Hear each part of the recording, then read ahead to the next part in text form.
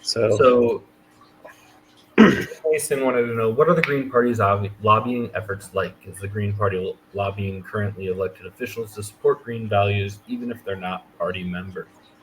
Um, I would say, yeah. Um, in Illinois, we regularly endorse or condemn bills. We work closely with legislators, especially on ballot access bills, because in Illinois we've got some of the worst ballot access laws in the country, which means we've got some of the worst ballot access laws in the world. Um, and so because of that, we need those laws changed. For Illinois to even pretend to have a democracy, we need those laws changed. So we work with um, tr- generally progressive Democrats um, to try to pass laws, that put policies in place that we support. Um, I think one thing that needs to, be understood when it comes to working with Democrats is that, you know, these are the people that oppress us. A lot of times when Greens are running, people will, say they want to vote for you, but the reality is they don't actually want you to vote. They don't want to vote for you, and they don't want you to exist. We're talking about established parties that do everything they can to make sure that we don't exist. That and so yes, while we do lobby, a lot of times it means you're going to your oppressor, you're going to the enemy and saying, please do something. And I think we can all see that the effect of working class people in working class moments begging for scraps isn't really effective, right? If effective lobbying in American politics means lots and lots of money.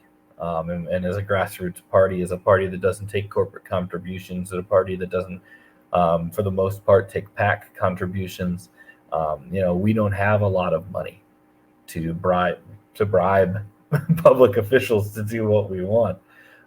So yeah, we definitely do. We definitely, I'm sure almost all states try to, try to apply some pressure to their elected officials and getting laws passed. We definitely do on the local level. I can point to numerous times in, my local community when Greens causing a fuss has actually led to something.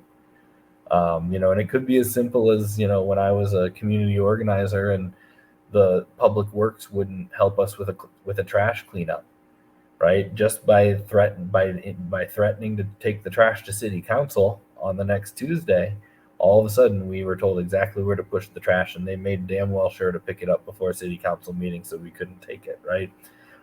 So even on local issues, and actually not even, especially on local issues, I think Greens do lobby, and lobby much more effectively than we do congressionally or, you know, um, at the state level.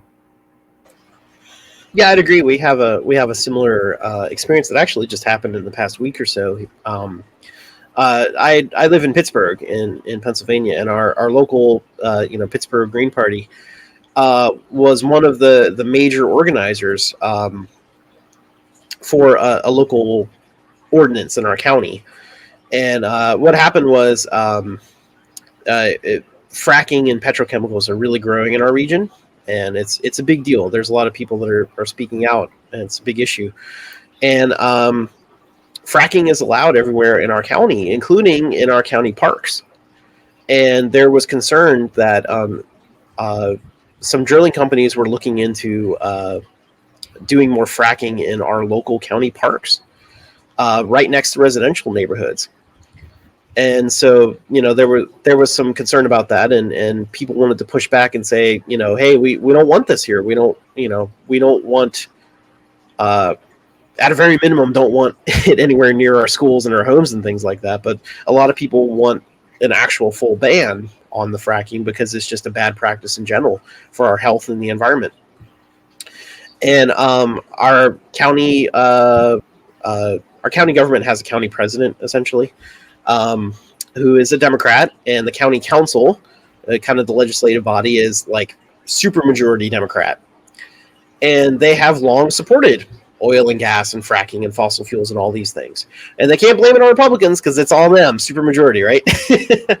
And so they've all supported it, and they'd all kind of, if you complained about it, to be like, well, jobs are important, and all that stuff that they always talk about, right?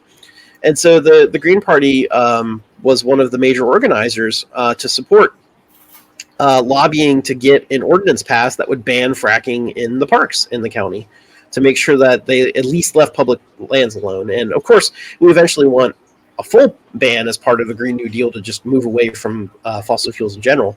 But as a first step, at least, try to ban it in the parks. And we lobbied to get one of the council members to introduce it, and it got introduced.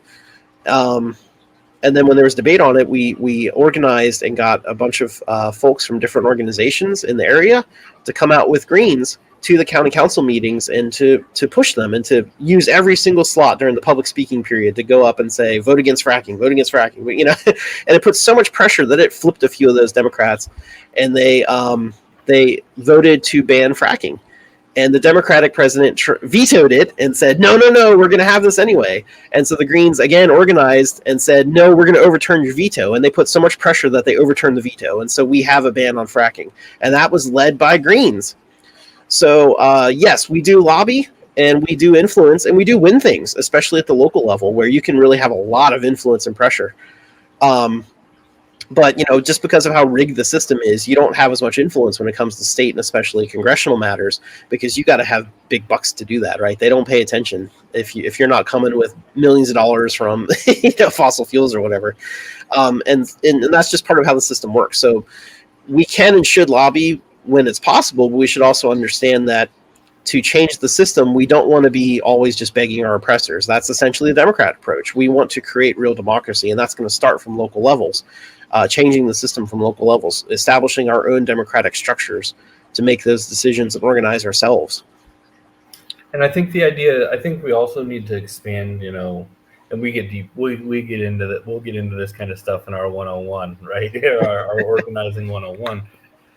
But lobbying traditionally is thought of as, going and asking a sitting, legislator, in their office to do something, mm-hmm. right? But more effective, and especially more effective in local politics, is turning out to the actual meeting. Yep, that's what we did.